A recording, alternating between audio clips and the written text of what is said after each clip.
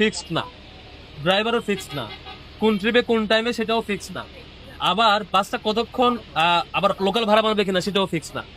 যে কারণে আমরা এখানে জিপিএস ট্র্যাকার দিয়ে ইউজ করতে পারছি না, কারণ জিপিএস ট্র্যাকার আবার আপনাকে মিস ইনফরমেশন দেবে যে লোকাল ভাড়া মারলো স্টুডেন্টকে দেখাবে বাসটা মনে হয় এখানে আছে, এটা ওটা মুশকিল। ফলে আমরা যেটা করছি, ড্রাইভারের জন্য আলাদা অ্যাকাউন্ট, স্টুডেন্টের জন্য আলাদা অ্যাকাউন্ট।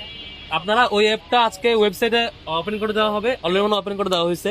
তো অ্যাপটা যাদের কাছে থাকবে, যেমন এখন বিশাখা বাস, এটা ডাউন ট্রিপ, বাসটা কোথায় আছে এখন ড্রাইভার তার মধ্যে করে ট্রিপ স্টার্ট করলে আপনি আপনার মতো করে দেখতে পাবেন বাসটা শুরু করবে, তখন আপনি যেখানে আছেন সেখান থেকে বাসের দূরত্ব কতক্ষণ লাগবে বাসটা আপনার স্টপেজ আসতে সেটাও দেখতে পাবেন। ঠিক আবার আপ ট্রিপও সেম অবস্থা, বাড়ি থেকে বের হওয়ার সময় আপনি যদি দেখেন যে ইশাখাতে ক্লিক করেন, ইশাখা এখন কয়টা বাস অন দা ওয়ে আছে, কত দূরে আছে, আপনার স্টপেজ আসতে কতক্ষণ লাগতে পারে, সবগুলা ইনফরমেশন এখান থেকে পাবেন। তবে এটার জন্য এই ধাপে, এটাও ট্রায়াল ধাপ, এটা হচ্ছে আপনারা ইউজ করবেন। এখন আমরা প্লে স্টোরে দিই না, বাট ওয়েবসাইটে দেওয়া হয়েছে।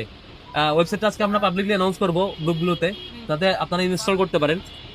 এবং এরপরে আপনারা ইউজ করার পরে যে টেকনিক্যাল এররগুলো চোখে পড়বে আমাদেরকে জানাবেন, আমরা আরেকটু ইমপ্রুভ করবো। ইমপ্রুভ করার পরে ফাইনালি আমরা প্রয়োজনে ড্রাইভারদেরকে পার্মানেন্ট ডিভাইস দিয়ে দেবো, যাদের কাছে মোবাইল নাই ড্রাইভারদেরকে, তারা যাতে এটা তারা ইন্ডিকেট করতে পারে যে ট্রিপ স্টার্ট হয়েছে, এবং সেই সাপেক্ষে আপনারাও ডাটা পান।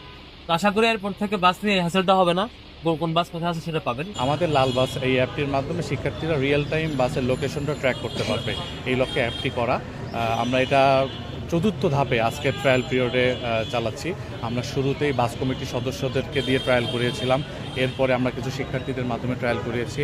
এরপরে তৃতীয় ধাপে আমরা বাস ড্রাইভারদের যারা এটা ইউজ করবেন, ড্রাইভারদেরকে 2 দিন তাদেরকে এটা ট্রায়াল দিয়েছি এবং প্রশিক্ষণ দিয়েছি।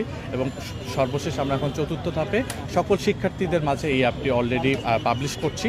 সকল শিক্ষার্থীরা আজকে থেকে এই অ্যাপটি ইউজ করতে পারবেন।